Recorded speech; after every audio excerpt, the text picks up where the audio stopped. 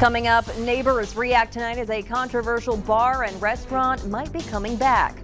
What police say is behind a crime spree in Dilworth. Plus, mixing and matching COVID vaccines. What's okay and what's not. Valley News Live at 10 starts right now. This is Valley News Live at 10. Good evening, everyone. The Africa Bar and Nightclub will be back in the spotlight this week as its fate will soon be decided. A buyer for the club's liquor license has come forward, and the possibility of the business sticking around could be likely. Valley News Team's Nishay Taylor spoke with residents living in the neighborhood about how they could be impacted. The parking lot of the Africa Restaurant and Nightclub used to fill up with cars. Now it sits bare as the business's fate remains uncertain. After several weeks of being embroiled in controversy, including a fatal shooting that took place back in May and reports of underage drinking, leadership were forced to sell the operation's liquor license. In those 30 days, if they don't have someone under contract to buy, then they'll be revoked. Tyler Brandt, the owner of 518 Properties, has stepped up to buy the club's license.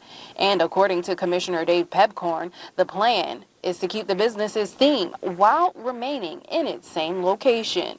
But what does the possibility of the Africa Restaurant and Nightclub sticking around mean for residents living nearby? It concerns me about, the shooting over there, and they haven't found anybody for, who did it. Clayton Nelson, who lives directly behind the restaurant, says although some not so pleasing events have happened at the business, it doesn't bother him that it may stay. I think it's a necessity to have a restaurant in the area for other cultural. Mark Stearns, who also lives nearby, says he doesn't mind either. I have no problem with it.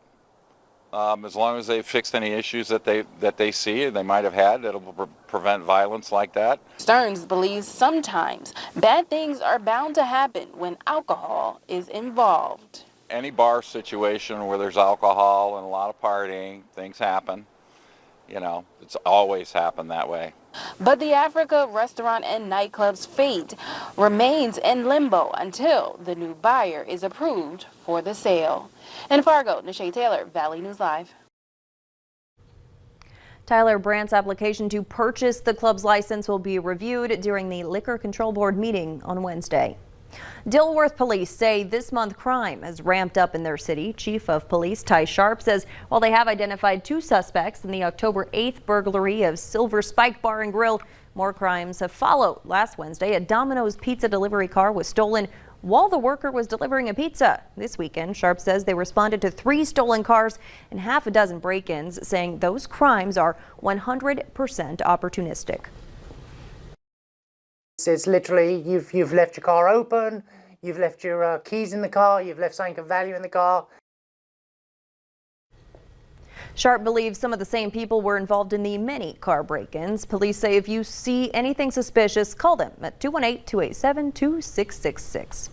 Police in Proctor, Minnesota have completed their investigation into the high school football program after canceling the entire football season. Authorities are calling it student misconduct. According to a police spokesperson, they've finished all interviews and are getting ready to submit a report to the county attorney. Last week, the head football coach was placed on a personal leave of absence for the remainder of the year.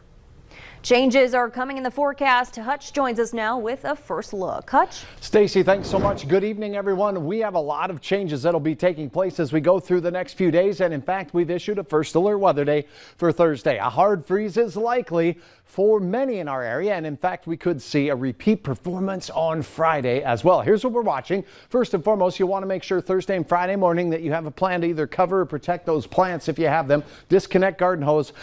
We're talking a hard freeze here, folks. So even those hoses could freeze up. So not a bad idea to disconnect those. In effect, will be the end of a growing season. Take a look. Cold front moving here. That's punch number 1. Then number 2 coming out of the Rocky Mountains. Low pressure will drift through the portions of South Dakota and bring them a chance for some flaky weather. Let's talk about this first and foremost.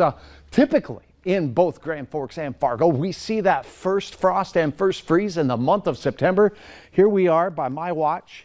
It's October. So Many of us haven't seen that hard freeze yet, but it's coming. Hour by hour details on where it might snow, where it will blow, and where the cold air will flow here in a few minutes. Stacy? Great rhyming, Hutch. The FDA is planning to approve allowing Americans to receive a different COVID-19 vaccine for booster shots than the vaccine originally taken. That's according to the New York Times. Health officials have come under more pressure to authorize a mix and match approach after President Biden announced a nationwide booster campaign in August. North Dakota is encouraging healthcare workers to return to the workforce. Providers are urging volunteers and individuals with healthcare experience to join the workforce during this unprecedented staffing shortage. The state reinstated its temporary nurse aid registration process. The State Board of Respiratory Care is offering a 6-month temporary respiratory therapist license for those currently licensed in good standing in another state. They say contact your local hospital or healthcare facility to see how you can help. Former Minneapolis police officer Derek Chauvin is looking to appeal his murder conviction in the death of George Floyd. According to court documents, Chauvin has hired an attorney to represent him in his appeal process. That attorney filed a document on Friday saying he would represent Chauvin in that appeal. Chauvin filed documents last month saying he intended to appeal his conviction and sentence on 14 grounds, including that he believes his trial should have been moved from Hennepin County and the jury should have been sequestered. He was sentenced to 22.5 years in prison. The family of Elijah McClain has reached a settlement agreement with the city of Aurora, Colorado today. The amount has not been disclosed until the city signs the agreement and McClain's family decides on an allocation process for Elijah's parents. McClain died in August 2019 when he was stopped by police while walking home from a store, placed in a hold, then injected with ketamine. The U.S. Supreme Court today ruled in favor of police officers seeking qualified immunity from allegations of excessive force. In both cases, the justices overturned lower court decisions that went against the officers. Qualified immunity is a legal doctrine that shields law enforcement from liability for constitutional violations. Critics say the doctrine is not grounded in the proper legal authorities and too often shields officers from accountability. Under existing precedent, an officer is not liable even if he or she violates the Constitution.